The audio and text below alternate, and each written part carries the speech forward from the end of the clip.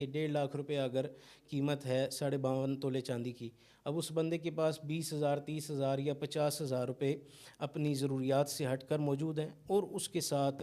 1 2 3 4 تولے سونا بھی موجود ہے، تو اب ان چیزوں کو جمع کیا جائے گا، وہ کچھ سونے اور رقم کو جمع کیا جائے گا، اور دونوں کی قیمت کا حساب لگایا جائے گا کہ یہ دونوں ملا کر اگر 52.5 تولے چاندی کے برابر کی رقم کے برابر یا اس سے زائد بنتے ہیں تو پھر بھی اس کا سال شروع ہو جائے گا، اور سال مکمل ہونے پر زکوٰۃ ادا کرنی ہوگی۔ زکوٰۃ کس کو دینی چاہیے؟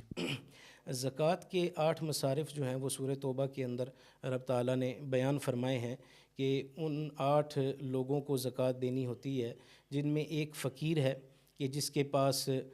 کھانے پینے اور رزق کے حوالے سے یعنی بہت سی تنگی میں وہ ہو، اور جس کا کھانا پینا بھی مشکل سے گزر رہا ہو، اور ایسے بندے کو زکوٰۃ دینی ہے۔ اسی طرح مسکین کا